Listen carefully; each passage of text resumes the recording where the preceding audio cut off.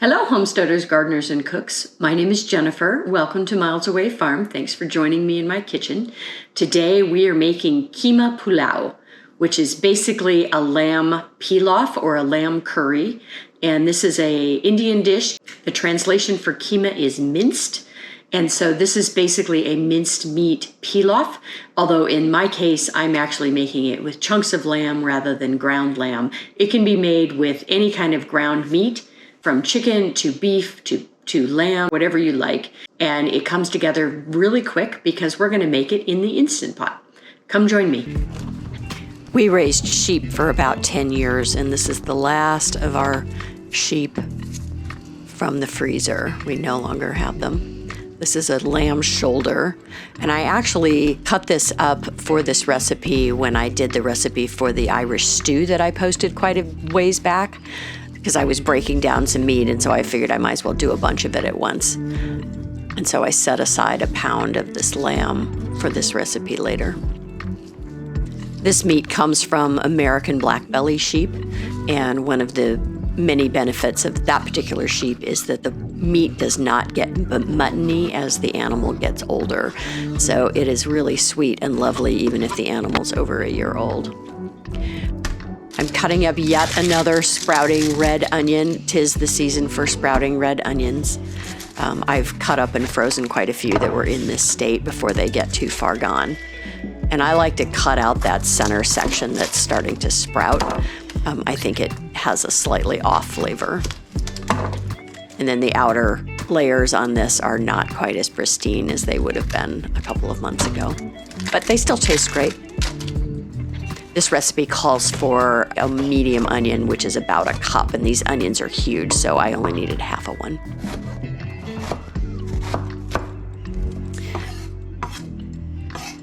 Garlic, of course, also starting to sprout because it's this time of year.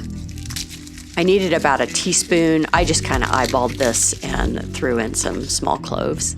I am cutting out that center sprout. Probably really not necessary given how flavored this particular recipe is, but at this point it's kind of become a habit. And it's funny how sometimes I put things through a garlic press, sometimes I put things through a rasp grater, and sometimes I'm just like, I'll just mince it up. Just depends on the particular mood I'm in.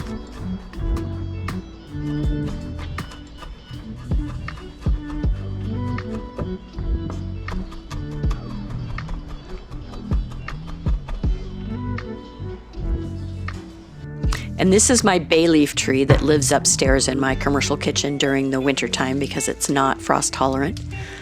But I've had this for 4 or 5 years now, and it's really just lovely to have fresh bay leaves. I'm doing a teaspoon of cumin seed, a half a teaspoon of black pepper. Calls for 2 inches of cinnamon stick. These sticks are 3 inches long, so I just broke one up into smaller bits. Couple of bay leaves, some homemade ghee. I need to do a video on making ghee.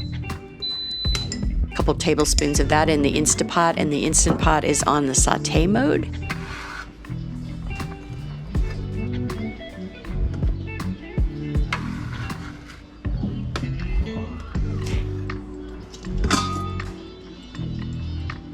And then this is pretty typical of Indian cooking. You actually bloom the spices in the fat. And so in goes that little bit. A lot of times if you have whole seeds, they will pop. And so just be ready for that.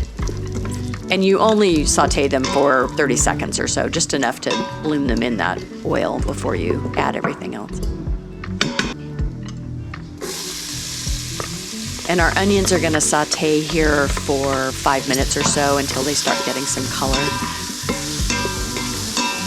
which gives me a little more time to prep some other things. Teaspoon of frozen ginger there.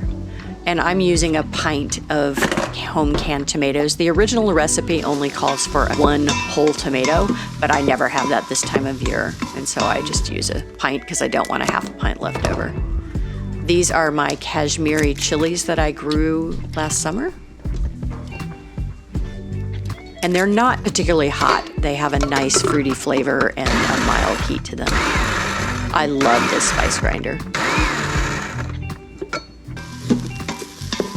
So you can can see our onions are done. We're adding in the garlic and ginger. And then here goes our lamb. The original recipe calls for minced lamb. In fact, minced is basically the translation in the name, but I didn't feel like grinding this or throwing it in my food processor to chop it up, so I just put it in kind of stew chunks. It was fine. In goes the chilies, a little bit of turmeric, about a 1/4 teaspoon, a couple teaspoons of kosher salt. If you were using something that wasn't kosher, like table salt, you would cut that amount in half. And then the recipe called for fresh mint. I'm not a big mint eater, and so I used some dried parsley that I had on hand. I've made this with mint and it is good, but this time of year I don't have fresh mint. A cup of rice. It called for basmati. I was out of basmati, and so this is a little bit of basmati and a whole lot of jasmine. And then because I used all of those tomatoes, I only added a cup of water instead of the original 1.5 cups that the recipe called for. And you want to make sure that everything gets stirred in and that your rice is under the liquid as much as possible here.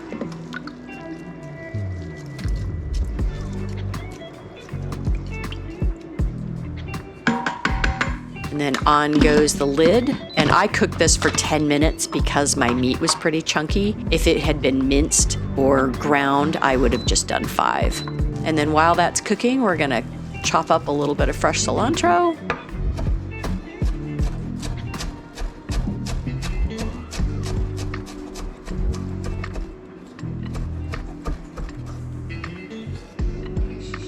And you can leave the stems in, they're fine. And then a little bit of fresh lime. This lime had been in my fridge for a while and it had kind of a dry spot on one side, so. But I'm loath to throw anything out and it was fine.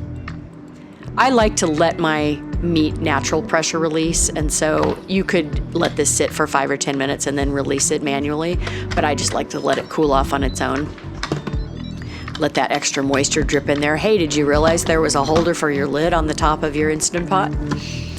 And then you want to just stir everything, fluff it up. Add in your cilantro. Find your cinnamon stick and your bay leaves.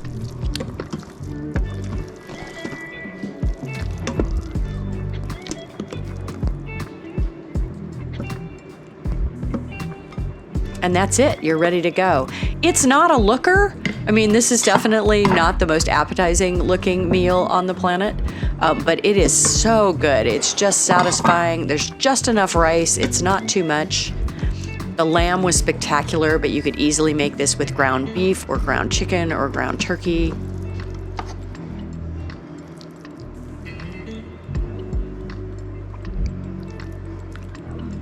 And then I am serving this with, on my portion, a little bit of my mango chutney. And I have a video for how I make this. I'll leave that in the description below. A little bit of more fresh ground black pepper. This meal gets most of its spiciness from the pepper that's in it, and then a squeeze of lime.